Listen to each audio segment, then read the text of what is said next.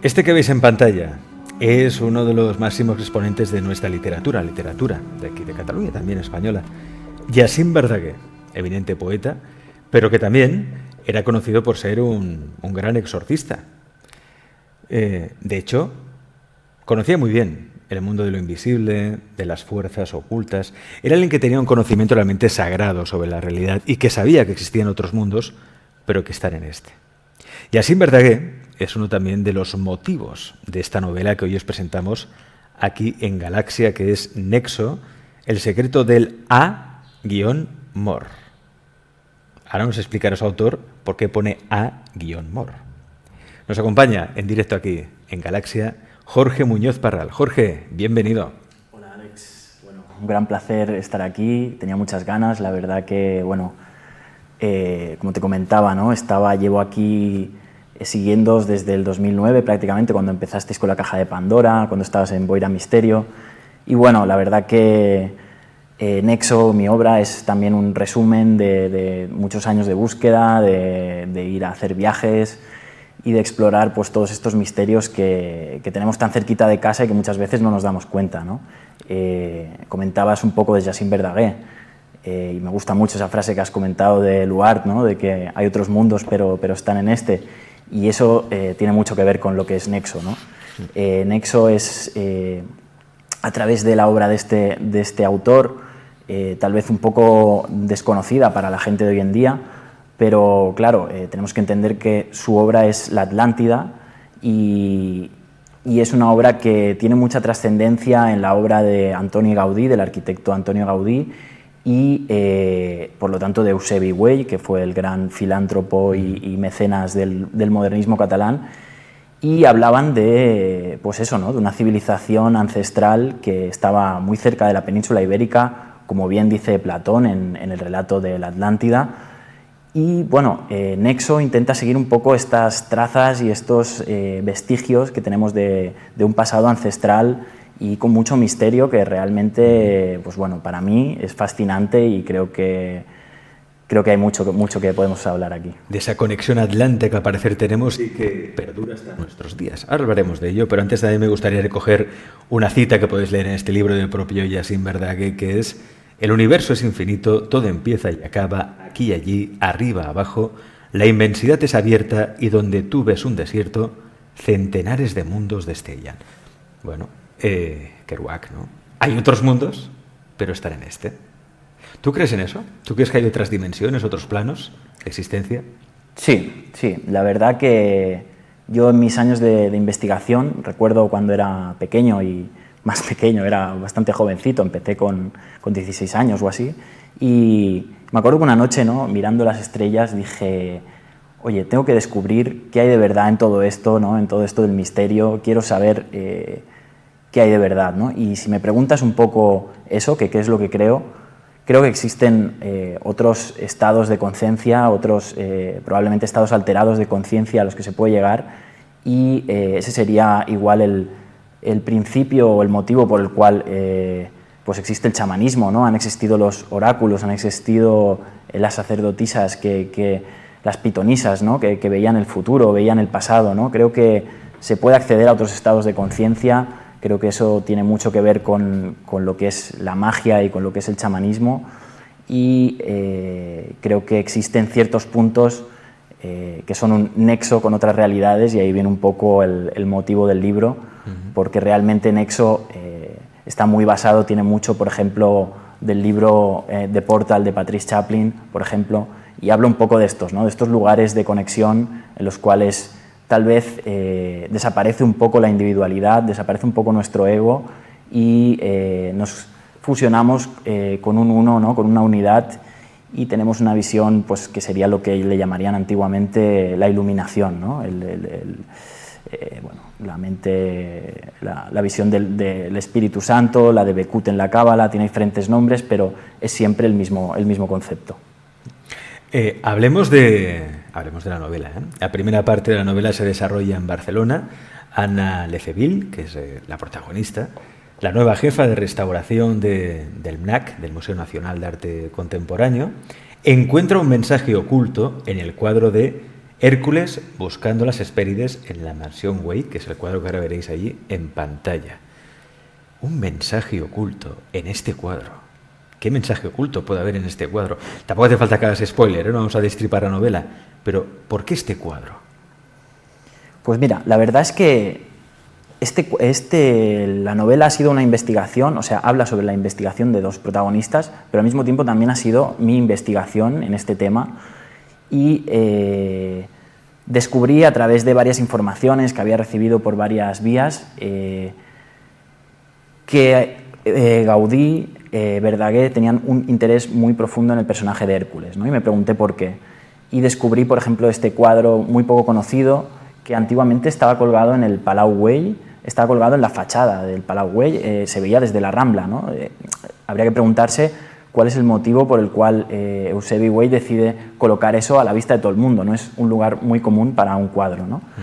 Y bueno, lo que yo entiendo, y es lo que Jacint Verdaguer defendía en su poesía, es que Hércules fue la persona que salvó a los supervivientes de la Atlántida. La Atlántida sería un reino muy cerca de España, según lo que comentaba Verdaguer, y que coincide con Platón. Entonces, cuando hubo el cataclismo, Hércules fue la persona que raptó a la reina de la Atlántida, que se llamaba Pirene, y la llevó hasta la montaña más alta que encontró, que en este caso serían los Pirineos, de ahí viene la nomenclatura, la toponimia del lugar. Y bueno, digamos que entre toda esta mitología, pues podemos hallar unos datos históricos interesantes, que son los que, por ejemplo, defiende Charpentier y defienden otros, Ramón Hervas y otros autores, que nos dan a entender que concretamente Cataluña, el sur de Francia, incluso en España, hay muchos vestigios de esta mitología atlante y que creo que es muy desconocida, ¿no? Creo que una de las cosas que he querido transmitir en esta novela es dar a conocer un poco este pasado que muy poca gente conoce y que muchas veces se hable más en obras francesas o en obras inglesas que no en la propia literatura española, como creo debería ser. De hecho, el conde Güell, ¿no? Eusebi Güell, era un conocido francmasón, ¿no? Pertenecía a la masonería francesa, sobre todo, ¿no? Y él, como también explicas en el libro, porque el libro, os lo digo, el libro es una novela apasionante, pero está muy bien documentada y también es un tratado de historia ignorada que muchos desconocíamos, ¿no? Él realizó viajes de negocios a las Américas, volviendo con grandes riquezas, y se dedicó después precisamente a ser el mecenas de muchos artistas, entre ellos Aleix Clapés, que es el autor de este cuadro que veíamos de Hércules, y también de otro cuadro que le encargaron, que era llamado Hércules raptando a Pirene. Claro, ¿Pirene qué significaría? ¿Qué sería Pirene realmente? Pirene, según la mitología de Verdaguer, y que coincide, o sea, hay que entender que Verdaguer no se inventa nada. Verdaguer coge toda su mitología de las obras antiguas, de las analogías de la historia de España, como puede ser la del padre Mariana, y donde se habla que Hércules fue el segundo rey de la península ibérica. Dicen que el primero se llamaba Horus, que también es una cosa curiosa que podríamos entrar. El primer rey antiguo de España era Horus, el segundo era Hércules, y pues su esposa era Pirene, ¿no? Pirene, según Verdaguer, era la reina de la Atlántida, y hay mucha gente que la relaciona con Astarté, y ahí pues bueno, tendríamos también toda una relación con lo que es el norte de Cataluña. Podríamos hablar del Estartit, que es un pueblo que se deriva de ese nombre, ¿no? Y bueno, realmente hay mucho tema, o sea, la verdad que hay mucho condensado aquí. Podríamos hablar de los Bebrices, por ejemplo, que era una tribu que habitaba el sur de Francia y el Empordà, la zona del Empordà, y que también decían que su reina se llamaba Pirene. Es un tema en el que se habla mucho de mitología, se cruzan nombres, pero lo importante es que en la toponimia de los pueblos, en todos estos lugares encontramos vestigios que hablan de esta leyenda apasionante, ¿no? De cómo Hércules dejó a Pirene en la cueva escondida, buscando un refugio, fue a batallar, fue a salvar a las demás personas que estaban ahí en el cataclismo. Cuando volvió, descubrió que había muerto y en su honor llamó a esa montaña, a esa cadena montañosa, le llamó los Pirineos.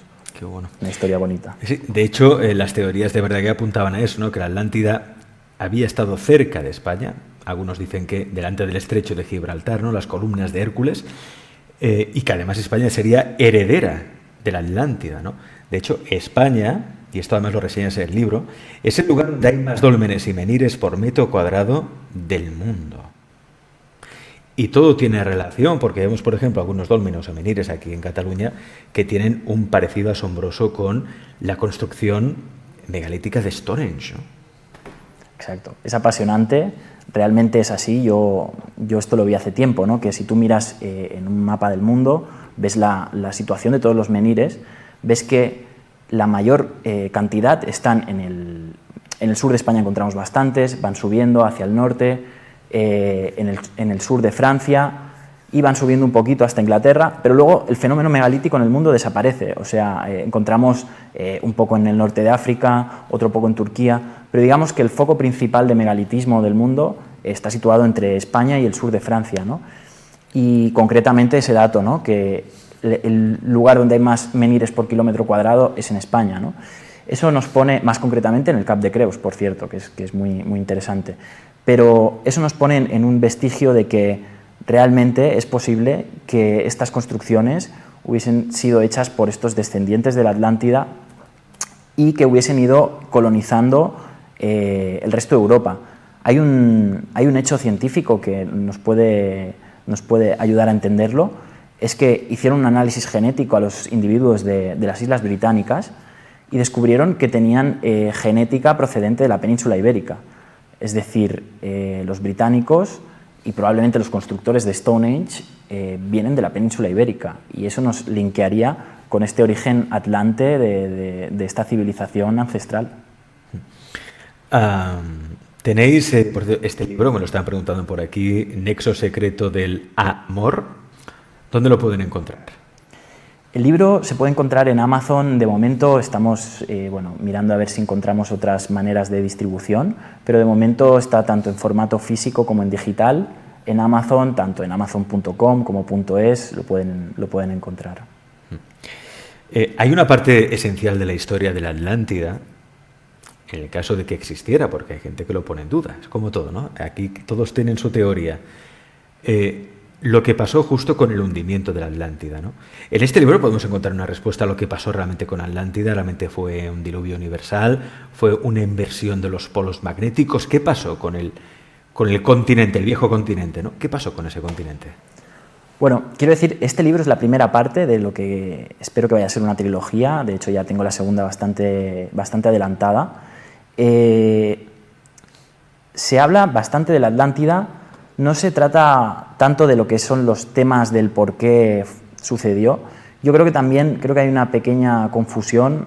Creo que igual a veces tenemos una visión de la Atlántida como algo muy tecnológico o, bueno, yo la verdad, y creo que nadie, ¿no? Al final sabemos exactamente lo que pasó, pero para mí lo que más me resuena son las teorías, por ejemplo, de Charpentier, que dice que la Atlántida debía ser una civilización que estaba entre el paleolítico y el neolítico, ¿no? Estamos hablando de hace 10.000 años, sería una tribu bastante primitiva, y de hecho pues las representaciones que tenemos de Hércules siempre nos lo sitúan como un hombre que no lleva ningún metal, va vestido con pieles de animales. O sea, yo creo que cuando hablamos de los atlantes tendríamos que plantearnos ese tipo de civilización, pero que, sin embargo, claro, si fueron capaces de construir megalitos y construir dólmenes y esas cosas magníficas que vemos e inexplicables, pues claro, realmente tuvieron que tener acceso a un conocimiento que nosotros desconocemos, ¿no? Y yo creo que tiene que ver un poco con el tema de estos puntos de conexión que hay en la Tierra, ¿no? Donde se puede acceder tal vez a otras realidades y tal vez potenciar más la conciencia. Puertas interdimensionales, lugares de poder, como quizá Montserrat. Exacto. Yo, de hecho, en el libro se habla mucho del sur de Francia, de la zona de las cuevas de los cátaros, del Sabartez, del Ariège. De hecho, los últimos capítulos están ubicados allá. También el norte de Cataluña me gusta mucho, Girona, me gusta mucho el Cap de Creus, el Empordà, creo que son zonas mágicas, y por supuesto una zona mágica por excelencia es Montserrat. Fíjate una pregunta interesante que dice Misterios, dice: ¿en qué fechas de la antigüedad se pueden datar estos antiguos dólmenes y monumentos megalíticos como inicio de esta cultura, en base a los restos orgánicos hallados en torno a tales, claro, fechas de la antigüedad. ¿Cuál es el origen, no? ¿Cuándo se crearon estas construcciones megalíticas? Claro, yo creo que aquí siempre encontramos en conflicto, ¿no?, con lo que es la arqueología convencional, ¿no? Pasa lo mismo en Egipto, ¿no?, cuando hablamos de la Esfinge, cuando hablamos de muchos otros vestigios, ¿no? Muchas veces, al ser monumentos de piedra, si no tienen restos orgánicos, no podemos asegurarnos al 100% de la datación por carbono 14. Entonces, realmente tenemos que inferir en torno a los restos orgánicos que encontramos alrededor, ¿no? Y muchas veces, no sé, yo estoy un poco en contra de esta datación que creo que se hace demasiado moderna de los dólmenes y los menhires como de hace 3.000, 4.000 años. Yo creo que deberíamos basarnos en antigüedades mucho anteriores. De hecho, por ejemplo, el historiador griego Estrabón decía que España es el país más antiguo del mundo, la península ibérica, y decía que tenían unas tablillas donde explicaban su historia que databan del 8000 a.C. O sea, estaríamos hablando de la primera civilización y de la escritura mucho antes que en Sumeria y en Babilonia. Entonces tiene mucho sentido, ¿no?, que digan que en España somos herederos de la Atlántida, ¿no?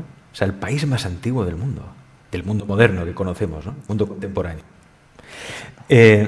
Fijaos en una cosa, porque esta novela es apasionante porque, fijaos, el título no es casualidad, ¿eh? Nexo, hay puntos de unión, nexo. Por ejemplo, que enlaza esa conexión atlante con el Santo Grial. Vamos a explicarlo bien, hacer un repaso también de lo que ha explicado Jorge, para ponernos en contexto y ver cómo se puede enlazar esta conexión atlante, puede tener relación con el Santo Grial. Como él nos explicaba, Hércules raptó a Pirene, la reina de la Atlántida, y la llevó hacia la montaña más alta que vio. Buscaron refugio en unas cuevas. El héroe continuó batallando y salvando a personas del cataclismo, y cuando volvió a la cueva descubrió que Pirene había muerto. En su honor llamó a esa cadena montañosa los Pirineos. Entonces, según el relato de Verdaguer, los descendientes de la Atlántida fueron a parar a Cataluña. Y sabemos que la leyenda nos habla del motivo por el cual Hércules vino a nuestro país. Era para robar las manzanas doradas del jardín de las Hespérides, un fruto que otorgaba la inmortalidad. Ese fruto milagroso, como podéis ver ahora en la imagen que pondrá Víctor, ese fruto milagroso estaba custodiado por las 3 ninfas Hespérides y protegido por el temible dragón Ladón. Se ubicaba, según el relato griego, en el reino de Plutón.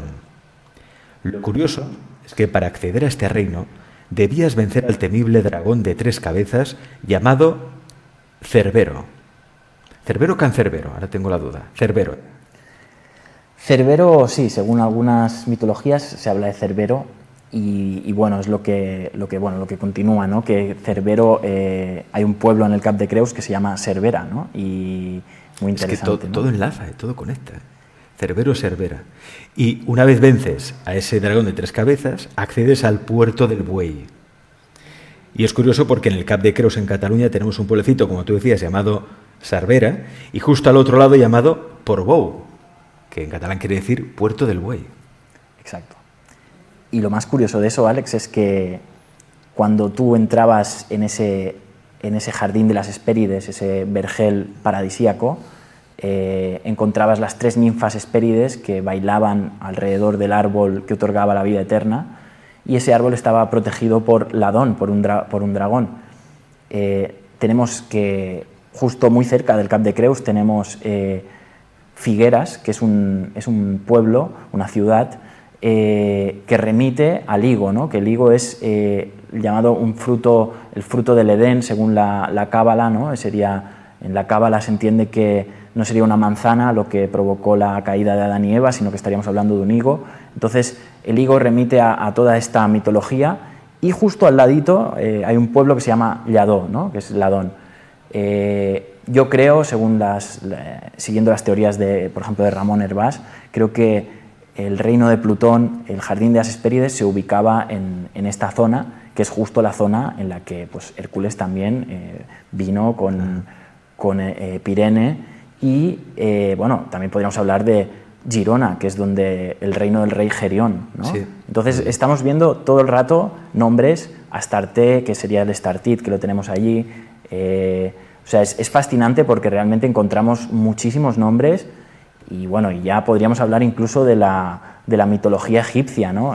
Al lado de Girona hay un pueblo que se llama Sol-Ra. Sol-Ra. Y bueno, y podríamos hablar mucho más de todo esto porque hay que entender que en la antigüedad, en Grecia, decían que la luz y el paraíso estaban en Occidente, y los egipcios también decían lo mismo, decían que la tierra de los muertos y los dioses provenían de Occidente.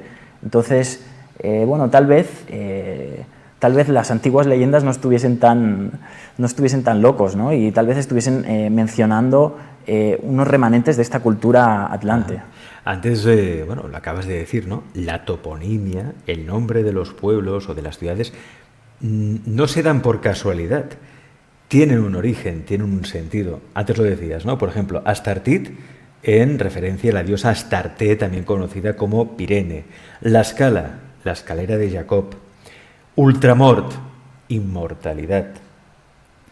Lo decías, el pueblo Celra, Riumors, Horus. Es decir, se descubre que la península ibérica, al sur de Francia, es un lugar donde convergen diferentes tradiciones o leyendas del mundo antiguo, ¿no? Y podríamos hablar incluso del Santo Grial.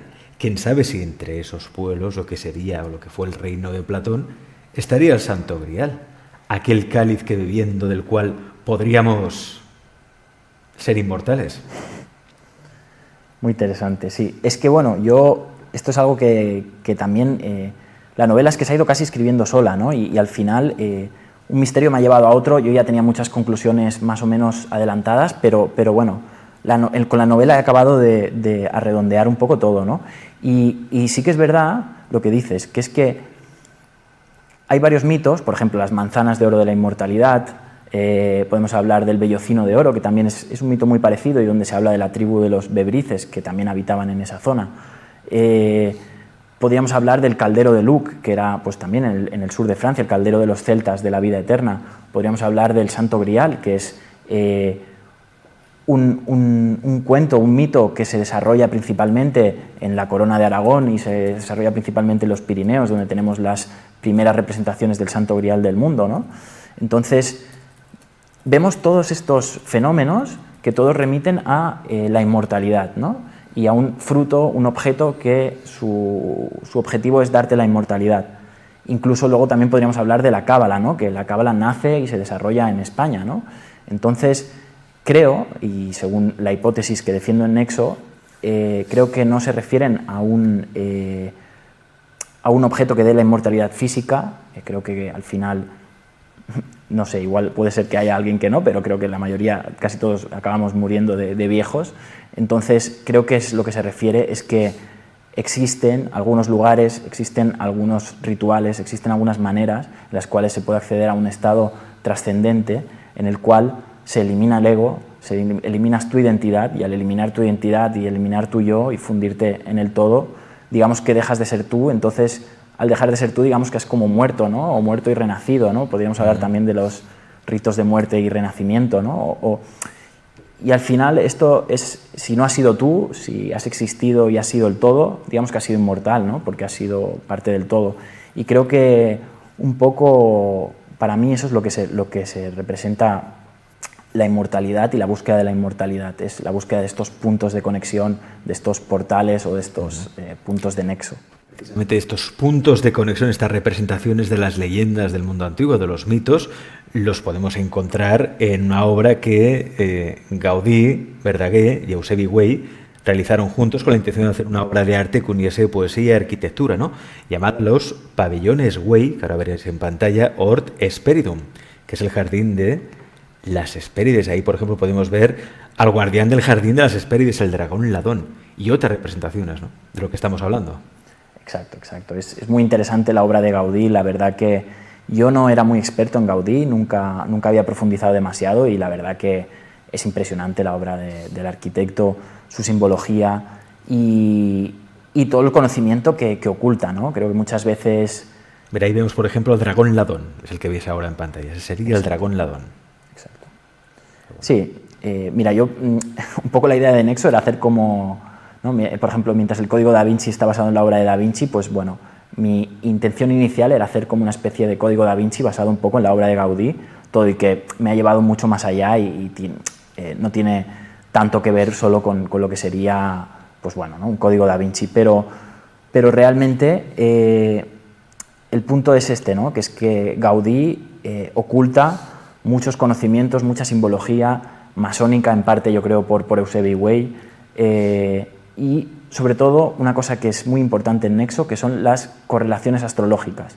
El dragón este que hemos visto la fotografía, los puntos en la cola, tiene unos cuantos puntos resaltados que equivalen a la constelación de Draco. Luego en el Palau Güell diseñó una lámpara cuyos puntos equivalen a la constelación de Hércules. Digamos que todo el rato Gaudí nos está dando correlaciones astrológicas en todas sus obras, y la pregunta es ¿por qué? ¿No? Habría que preguntarse por qué. Yo más o menos he intentado desentrañar algunos de los misterios que están aquí mejor explicados, pero yo creo que hay mucho aún que investigar y habría que preguntarse el motivo, ¿no? Por ejemplo, ¿por qué en el mito del Grial, cuando le preguntan al sabio Flegatanis, dice que él vio el relato del Grial antes escrito en las estrellas, ¿no? Habría que preguntarse ahí qué relación hay con las estrellas. Tal vez estaríamos hablando de una geografía sideral, como también se habla, ¿no? De las obras de los templarios, que hacían basado en las correlaciones astrológicas con las geográficas. Creo que hay algo allí que investigar y muy interesante, ¿no? Has mencionado antes un tema muy interesante, apasionante, que trataremos en profundidad este jueves en el Twitch de Alex Comunica a las 10 en punto de la noche, hora de España, con Sixto Paz. Pero podemos adelantar algo contigo también. Hablas de las puertas interdimensionales, lugares que hay en el planeta Tierra, ¿no? Por los cuales se puede acceder a otros mundos. Quién sabe si también se puede viajar a otros planetas. De ahí la teoría de las supuestas Stargates, que todos pensábamos que era algo de ciencia ficción y quizá no hay tanta ficción. Quién sabe. Estas puertas estelares que nos conectan con las estrellas, ¿esto existe realmente o es toda una teoría, una leyenda? ¿Hay alguna base científica documentada para decir estas puertas existen y podemos viajar no solo a otro mundo, sino también a otro planeta, a las estrellas? Pues la verdad es que no lo sé, pero yo creo que sería el primero en subirme en ellas, ¿no? Pero bueno, a ver, yo creo que mi investigación que he hecho es un tema que me ha apasionado mucho y de hecho me apasiona bastante. Creo que en la segunda parte de Nexo voy a entrar también más en profundidad en este tema, pero para mí yo lo que he ido investigando es, según la NASA, existe una magnetosfera en el planeta Tierra y está demostrado que no es igual en toda la superficie del planeta Tierra, ¿no? Entonces, creo que hay lugares que tienen más cantidad de electromagnetismo y lugares que tienen menos. Creo que esto influye, pues bueno, puede influir hasta en el hecho de no tener cobertura, ¿no? O de no tener que te fallen los aparatos electrónicos. De hecho, hay montañas, como puede ser el Canigó, como pueden ser otras montañas, en las que los aviones no pueden pasar por encima, ¿no? Porque hay fallos electromagnéticos. Sí, cierto. Podríamos hablar del Triángulo de las Bermudas, ¿no? Creo que y el triángulo que tenemos aquí entre Valencia, Cataluña y las Illes Baleares, ¿eh? Sí, no lo conocía. Lo tenemos aquí al lado, ese triángulo. Y también ha habido desapariciones allí. Han pasado fenómenos extraños, que se oyen ruidos subacuáticos, ¿no? Como si naves pasaran por debajo y no son submarinos. Bueno, los pescadores pueden contar muchas anécdotas, y cosas un poco tremendas que les ha pasado en ese triángulo que uniría Valencia con Cataluña y las Illes Baleares. Muy interesante. Ahora mismo el nombre del triángulo no me viene ahora, pero es ese triángulo. Tiene un nombre, pero ahora mismo no me viene. Nexo, el secreto del amor, que es la primera novela de Jorge, pero no va a ser el último libro, ni mucho menos. Tiene varios ya en cartera. Por ejemplo, en breve podremos leer Nexo 2, la segunda parte de Nexo, porque tiene continuación. Y luego también un libro que está muy bien porque todo esto de lo que habla Jorge, que es una doctrina secreta, un conocimiento sagrado, tiene relación también con un concepto muy nuevo y que muchos investigamos, sobre todo desde hace 10 años, desde que el famoso libro y película de The Secret, El secreto de Rhonda Byrne, pues digamos que lo popularizó, que es la ley de la atracción. ¿Qué tiene que ver el conocimiento sagrado con la ley de la atracción, Jorge? La novela se llamará, lo decimos, Unlimited, el origen del secreto. Bueno, ¿novela o ensayo? Es más bien un ensayo. Un ensayo. Sí, sí. Es una es como un complemento casi de Nexo, ¿no? Porque en Nexo hay toda una parte en la que los protagonistas encuentran un manuscrito cabalístico, entonces hablo de algunos principios de la cábala. A mí personalmente, en lo que es mi investigación, me ha venido muy bien entender un poco lo que es la cábala y la verdad que he explicado un poco, pero al ser una novela no podía explayarme mucho. Entonces, lo que yo he descubierto y he ido descubriendo a través de muchos profesores, como pues, puede ser Mario Sabán, como puede ser Javier Wolkoff, y con otros textos a los que he acudido, es que la doctrina, lo que se llama la ley de la atracción, el hecho del poder del pensamiento, ¿no? Cómo atraemos los pensamientos, cómo podemos crear nuestra realidad, eso es algo que ya se explicaba hace 4000 años en la Cábala, ¿no? Como incluso Platón ya también lo explicaba, ¿no? Cómo el mundo de las ideas es el que forma el mundo de la realidad, ¿no? Cómo es muy importante cómo pensemos para cómo afectar a la realidad. Y quería entrar un poco más en esto, ¿no? Y este libro es una unión de todos estos principios cabalísticos explicados de alguna manera mucho más pues para todos los públicos, para que se pueda entender bien. Creo que la cábala al final es un poco enfarragosa y un poco pesada, ¿no? Al principio y bueno, he querido quitar toda esta parte un poco más densa o propia de una religión un poco más arcaica, ¿no? Y creo que quitándole un poco toda esa parte, entender los conceptos básicos por los cuales existen otros niveles de realidad más allá del que vemos, del nivel físico.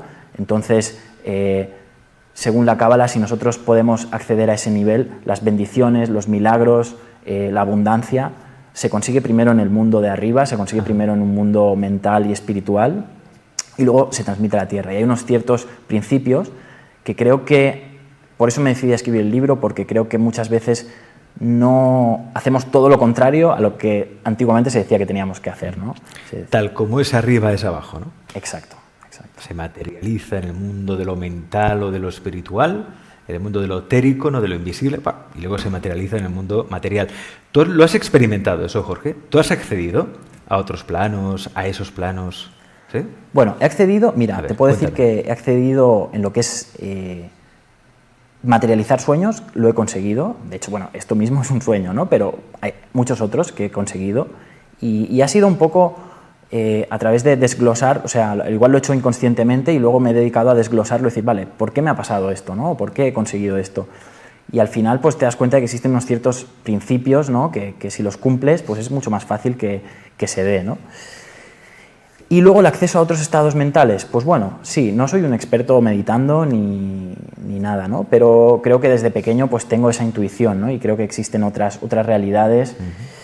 Y no sé, a mí me pasa, ¿no? Que yo cuando leo, y he leído muchos ensayos y muchas investigaciones, hay cosas que te resuenan, ¿no? Y que te dices, ostras, creo que va por aquí, ¿no? Y ahí hay veces que tienes como un imán interior que ya te dice automáticamente, y de alguna manera es como que sé, o algo en mi interior me dice que va por aquí la cosa, ¿no? Y aparte de que he seguido a muchos investigadores que para mí han sido muy, muy ciertos y muy verídicos, como por ejemplo André Malví, que es una de las personas que más me ha enseñado, no lo conocí, pero bueno, escuchándolo y tal, ¿no? y siguiendo muchos otros autores, y veo que esta gente que era tan seria y que yo admiro tanto, seguían esta vía, ¿no? Y para mí pues es una vía muy respetable y me da a entender que yo creo que si hay algo de verdad en todo esto, creo que tiene que ver con el acceso a estos estados mentales que te harían desbloquear la mente, ¿no? Y igual te harían entender o ver otras líneas de tiempo y tal vez,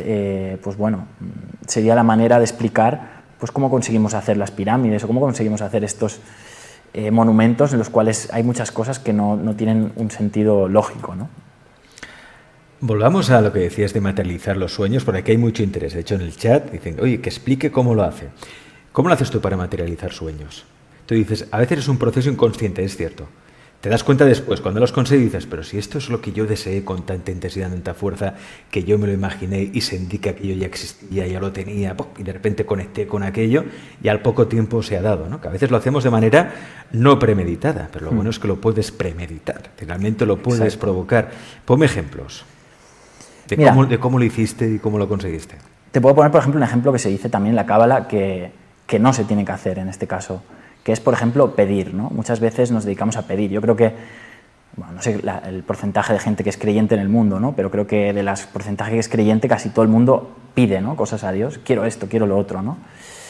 Y se dan dos problemas, ¿no? Un primer problema es que muchas veces pedimos poco, eso en un principio ya, porque se suele pedir, o sea, somos pobres a la hora de pedir, ¿no? No nos queremos lo suficiente como para querer mucho, ¿no? Para pedir mucho.